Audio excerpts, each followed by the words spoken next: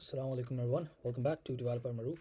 In today's lesson, we'll learn about DOM, which is Document Object Model. The DOM is how JavaScript interacts with HTML elements on a web page. We'll learn how to select elements from the page and manipulate them, changing text, styles, adding or removing elements. This is how we make web pages interactive. This is a crucial lesson because everything we do to make pages dynamic uses the DOM. Let's start our coding. I've already set up our HTML file. You can see I have added some stylings, added some elements, heading, paragraph, some divs, some unordered list items, buttons, and some divs. So we will manipulate these elements using our JavaScript DOM. So let me show you how. So let's start by understanding what is DOM. DOM stands for Document Object Model. It's a representation of your HTML document as JavaScript object. Let me show you by console. Let's say document. Let's save this, refresh our script. You can see this is a DOM, which is an object which has many methods inside it. Let's see the type of DOM. Type of document is an object. So the document object is the entry point to the DOM. Everything starts from here, this document. So the most common way to select an element is by its ID, using getElementById from this document. So let's start by the getElementById by selecting elements. Let's say selecting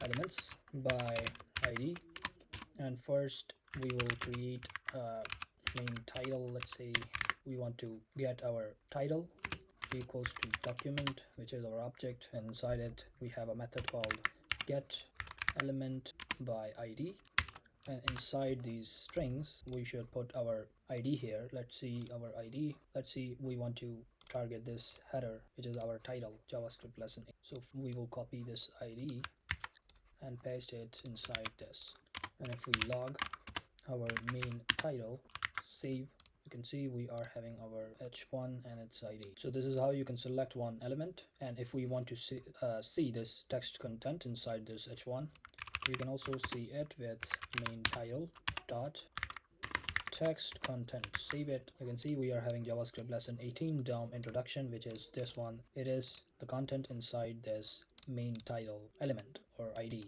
and this ID is assigned to an element which is called h1. And if you expand, we have multiple methods we can call. If this getElementById method did not found any ID related to this, it will throw null. Let's say we add any random ID which does not exist, let's say title, and it will return null. You can see it is returning null because this ID is not assigned to any element. Now we have another method called getElementByClassName, which will select an element by its class name. Let me show you that as well. Let's comment this out. Let's add a comment. Let's say selecting element by class, and we can create a variable called intro.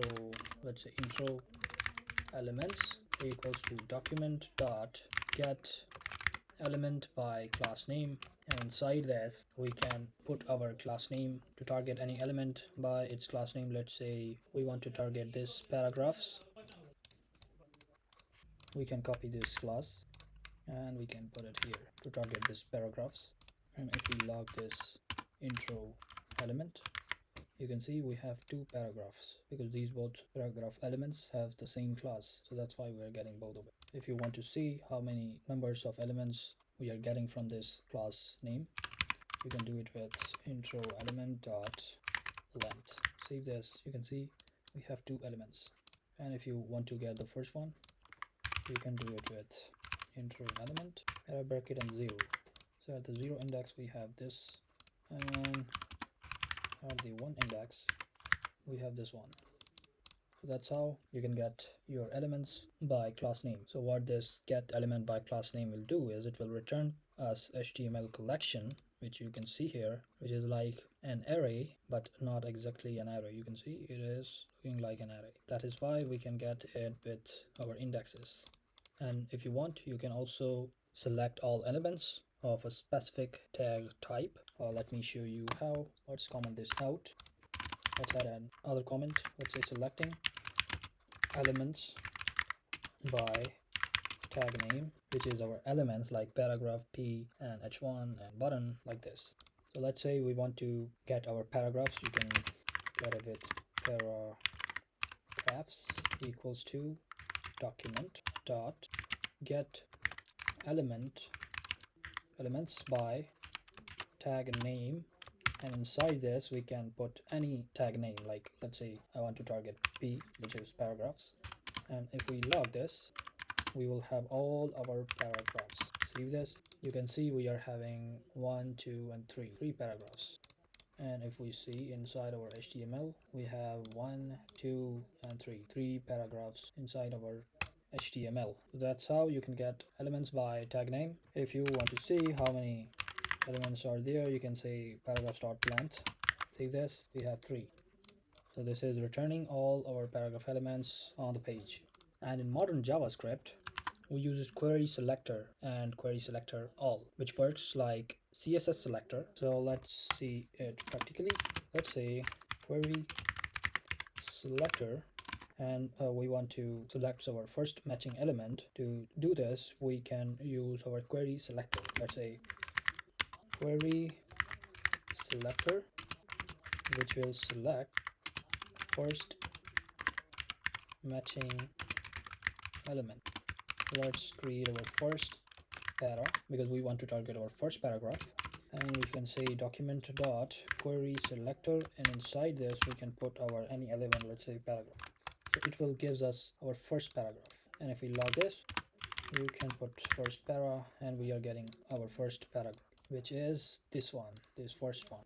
You can also select any first matching ID. Let's say we want to select our container. Let's say container equals to document dot query selector, and inside this we can add any ID. Let's say container's ID is this one, and copy it, and if we paste it here, and let's log this. Oh sorry, we must add hash for selecting any element by ID. Using our query selector, we always use hash for the ID, and we use dot for class name. But with getElementById method, we should not add any hash for this ID name, but with query selector we must use hash. So let's log this, and let's say container. Save this. You can see we are having div hash container because this container ID is given to a div. We are getting our div element.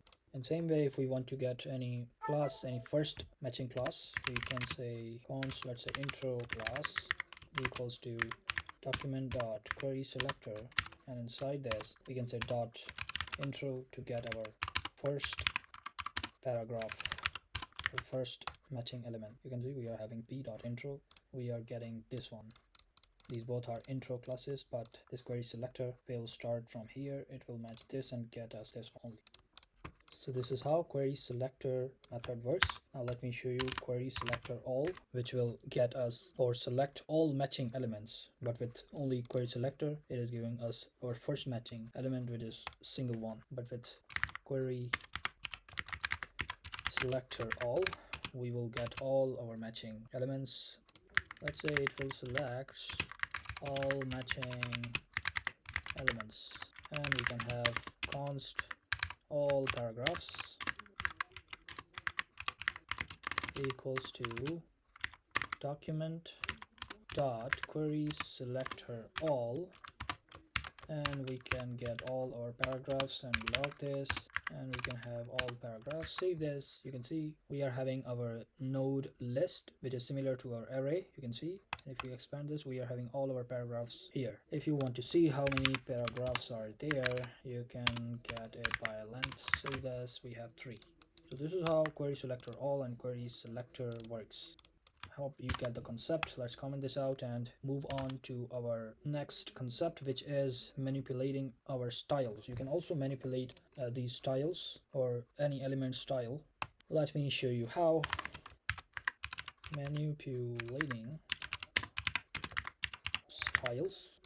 We have multiple methods we can manipulate styles, but remember, before manipulating styles, we can also manipulate our text content. Let me show you that as well. So we have multiple methods like textContent and innerHTML method. So what they will do, they will change the content of element. Like this is our content, JavaScript Lesson 18 DOM introduction. We can change this by these methods. Let me show you our first one, which is textContent. What it will do, it will get or set plain text. Let's suppose we have a button, and let's target that button with the document dot getElementById, and inside this we can get our ID of the button. Let's see. Okay, here is our ID. Copy this and log this button. Save this. We have targeted our button, which is this one, click me. And if we want to see its text content, we can see click me is its text content, which is this one. You can see in our web page. If we want to change it to click me now, you can do it with, let's say, button, which is our variable, our button, and there's a method called dot text content, and we can make it equals to click me now. Save this. You can see we have changed our text content of a button. Now if we check what is our text content now of a button, you can see now it's click me now. So this is our first method. We can manipulate our text content, and there is our second method. Let me show you, which is innerHTML. It will also get or set HTML content. So first let's target our container div equals to document dot getElementById. Inside this we can have our ID. We have ID called container, and let's log this first, container div. Save this. You can see we have targeted our div, and let's see its innerHTML. Let's say dot innerHTML. You can see its innerHTML have paragraph which says this is inside a container div. You can see we have targeted this container div, and we are getting its paragraph, which is innerHTML. Whatever we write inside this container, we will get them by the help of innerHTML method. So if you want to update innerHTML, you can do it with, let's say, container div dot innerHTML equals to, inside our strings you can add any HTML tag. Let's suppose I am putting here strong element, and inside this I am saying this is bold text. Save this, and you can see we have added a new element which is strong, and says this is bold text. If we add anything here, and this is normal.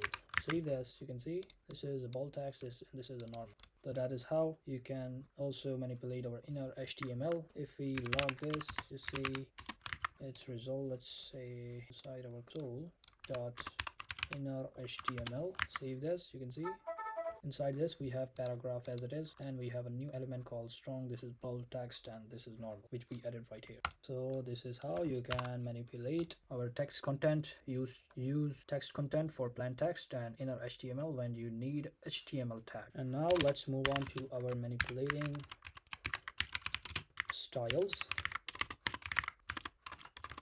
So we can change element styles directly using the style property. Let me show you how. So first let's target this title, or let's copy this, paste it here. We want to manipulate our heading title element. Let's say we can do it with main title dot style, and let's suppose we want to change its color. You can do it with dot color equals to, let's make it blue.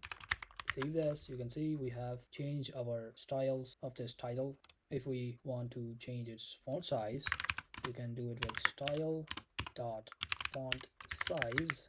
Let's say it is 32 pixels. Save this, and if you see, let's click this, and inside the style we have made it 32 pixels. If we increase it with 50, you can increase it. And okay, and if we want to change its background color, or let's say background color, let's make it equals to light gray. Save this. You can see we have changed its background color. So there are many things you can do but this is how you can update any element styles or add or remove any styles with this style method. And if you want to get any computed styles, you can also do that with const, let's say computed style equals to, we have a window object. Inside that we have a method called getComputedStyle, and we can pass our title here, and we can log our computed style. Let's suppose we want to check its color. Save this, go to log, we have RGB 00255, this is its color. And if we want to check its font size, let's say font size, save this, it's 50 pixels. This is how you can check our computed styles. So that's it for this manipulating styles. This is how you can manipulate. And if you want to manipulate our attributes of an HTML element, you can also manipulate it, say manipulating our attributes. With this we can get or set elements attribute. Let's suppose we want to get attribute of this title, let's say log, and we can say main title. We want to get its attribute, let's say main title, let's get its ID, which is an attribute of this element. Say we want to get id. Save this, you can see we have our ID. And let's say there is no class name, so if we want to get its class name, let's see what we will get. Let's say class name, save. You can see we have nothing, which is undefined because there is no class name. And if we add any class name here, class, and make it Maruf, save this, you can see we are having class name, which I have just here. This is how you can get our attributes of an element. If you want to set any attribute, you can also do that with, let's suppose we want to set first, let's target this main title dot set attribute, and inside this we can say data custom, and its value is my value.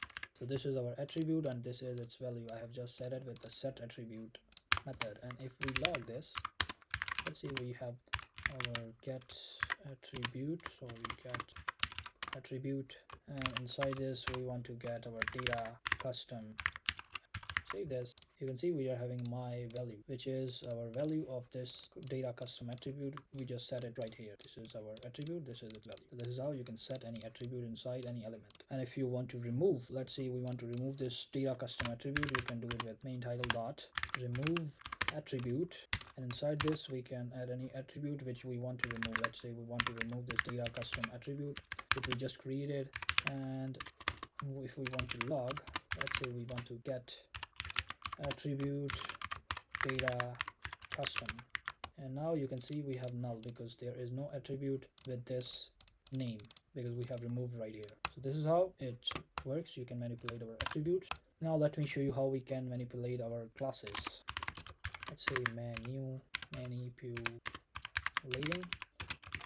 classes.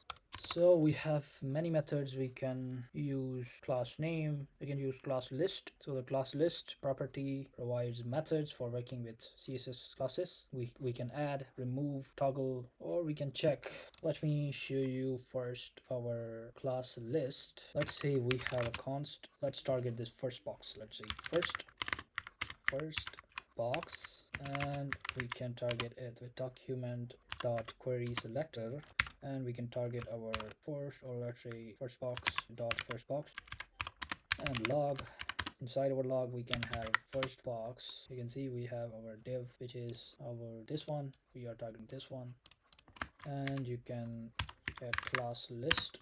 Save this, you can see we have our class list because we have only one class, which is box. And inside this class list we have many methods. Let's say we want to add any class, add class, and our first box dot class list, and inside this we have add method. Let's say I want to add highlight class, highlight. Save this, you can see it have raised up when I added this class because we put stylings right here. Highlight class will apply these styling. And if we refresh this, or let's copy this and paste it right here, see this, and if we log first box dot class list, save this, you can see we are now having two classes at this first box. Before we have one class. And if we want to remove that class, you can do it with remove class first box dot class list dot remove method. So with this remove method, you can remove any class. Let's say I want to remove highlight class, and let's add a log. You see it is now in the same position because right here we have removed this highlight class. And if we log this class list again, we are now having only one class, which is box. And if you want to toggle, you can also do that with toggle class. Let's say first box dot class list. We have a toggle method. Toggle, inside that we want to toggle highlight. Save this and just add a log. Inside our log we have first box dot class list. Save this. You can see again we have added this one. So what this toggle will do, if we have this highlight class exist in this first box, it will remove it. And if this highlight class does not exist inside this first box, it will add it. So right here inside our first box, we don't have this highlight class because we have removed it right here. So it will add it. If we don't remove it, it will remove it, this one, because now highlight class exists, so this will remove. If we already remove it, it will add it. So this is how toggle works. And if you want to check if any class exists, you can do it with this first box dot class list dot contain, and inside this we can have our light, and you see we have true because this highlight class exists in this first box. So that's it for this manipulating classes. Let's move on to our next topic, which is we can create elements. So we can create new elements with our createElement method. Let's say creating elements and create a new paragraph. Inside this we can document dot create element, and let's suppose we want to create a paragraph element and we want to add a text inside it. I've already told you how we can add a text. We can do it with new paragraph dot textContent equals to this is a new paragraph created with JavaScript. Okay, and if we want to add any stylings, you can do it with new paragraph. I've already told you we can add styles with this dot style method, and dot color, we can add a color. Let's suppose we can add a green color. Save this, and now if we log this new paragraph, we can see we have a paragraph, and this is how you can create a paragraph. So you notice this doesn't add this paragraph to our page, because to add this new paragraph into our page, we should append this new paragraph with the append method. So let me show you that as well. So let's add first appending elements. So appending means to add. Like we want to add elements to the page, we use append method. What append will do, it will add our elements inside our page. So first we have an appendChild method, appendChild. It will add to the end. So this appendChild will add an element to the end of a parent element. Let me show you how. Let's say we want to add this new paragraph inside our container. Let's say we want to add inside this one. So first we need to target this. Let's say we have already targeted right. Let's search it. Okay, we have targeted it right here. Let's copy this because I don't want to write it again, and let's add it here. Let's say we want to add this new paragraph to this div, which is our parent div. Let's target this container div dot append child method, and we want to append this new paragraph. Save this. You can see we have added our new paragraph right here with green color. We have added right here. It's content, and this is a paragraph. So this is how you can append any child or add any child to the end. This is at the end, and this is its first paragraph, and this is its second paragraph, which is the new one. You can also add multiple items. Let me show you that as well with the append method. So we can say append, and it can add multiple items or elements. Let's suppose we have a new div. Okay, equals to document dot create element. We are creating a new div. Let's say this is a div. Now new div have created. Let's add a content. textContent equals to, let's say, another new element. So we can add multiple items. Let's with the append method. Let's say we want to add this new div to our container div. So first we will target our container div, then we can say dot append, and inside this append we can add our first new div. So we have added this one, and with the comma you can add anything, like I am adding a text and some text. Save this. You can see we have added this div inside this container div, and we have added this text also. So this is how you can add multiple elements. If you want, you can also add new paragraph again. Save this. You can see we have added new paragraph at the last again. This is how it will work. If you want to add to the beginning, you can also do that with prepend method. It will add to the beginning. And let's create our new, let's say const first div. To create our first div, let's say dot create element, and inside it we can have div. Let's keep text content equals to this goes first. Save. And we can add to our container div, let's say dot prepend. So with this prepend method we can add any element at the beginning. Let's say at the beginning I want to add the first div inside this container. See, this goes first, so we have added this new div right at the beginning of this container div. So this is how you can add at the beginning.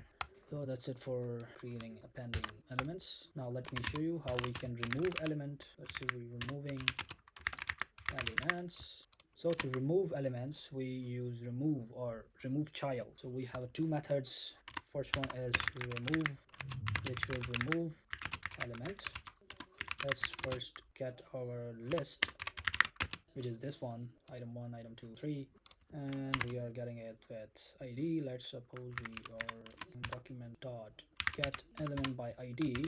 Inside this we can have list, and let's select our list item, our first list item. Let's say const first item, so camel case, equals to document, or let's say not document but list dot get, or not get but querySelector. Inside this we have li. Save this.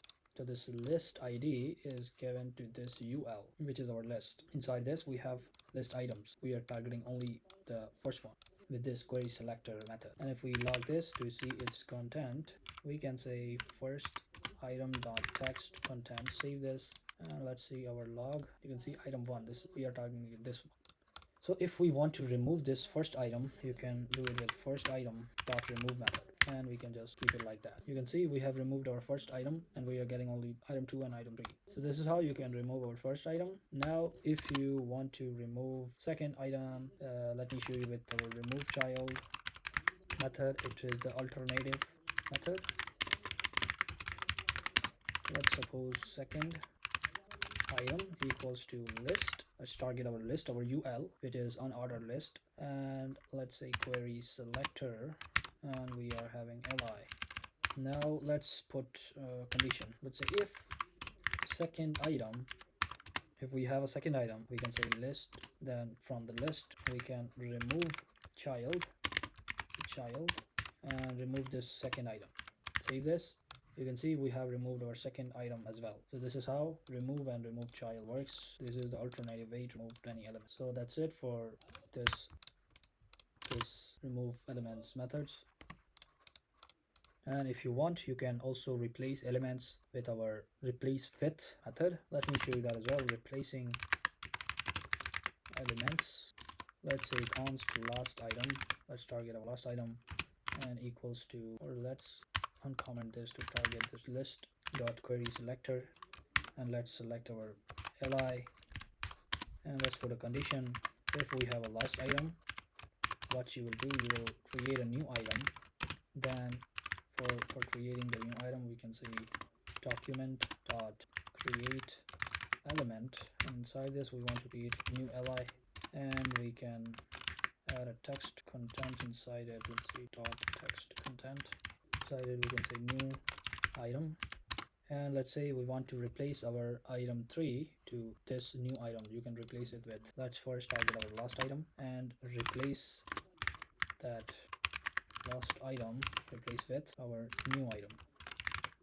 Let's save this, and you can see we have a new item, because with this query selector it will select our first li and it is selecting our item 1. Then right here, if we have last item, or you can see first item, not last item, I made mistake, this is first item, not last item. Also right here, first item, save this, and here we have created this one, this new li, its content is this, and we have replaced this first item with the replace function or method with this new. This is how you can replace any elements.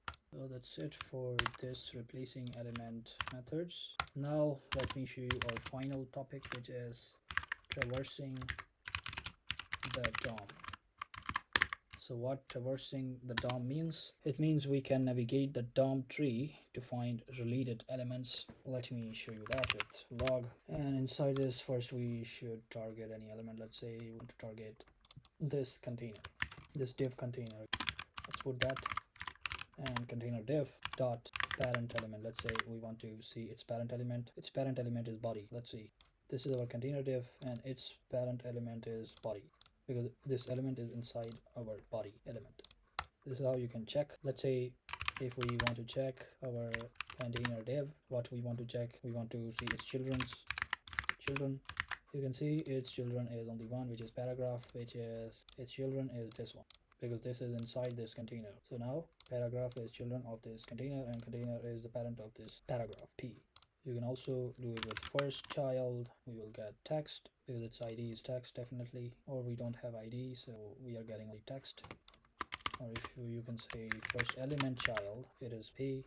You can say last element child, it is also p, because there's only one paragraph inside it. This is how you can get it. If you want to check any siblings elements, you can also check it with nextElementSibling method, and there are many more. So this traversing DOM methods lets us move around the DOM structure. I hope you get all the concepts of the DOM. There are a few more, like event listeners or events. I'll cover it in our next lesson. So that's it for today's lesson. You just learned about the DOM, how to select and manipulate HTML elements with JavaScript. We learned multiple ways to select elements by ID, by class, by tag name, and using query selectors. We learned how to change content, how to change styles, attributes, and classes. We learned how to create new elements and add them to the page or remove existing ones. So basically the DOM is how we make web pages interactive and dynamic. In the next lesson, we'll learn about DOM events and event listeners. This will let us respond to user actions like clicks, keyboard input, and more. If this helped you, like the video, subscribe, and share it with someone learning JavaScript. Jazakallahu khair for watching. Allah Hafiz.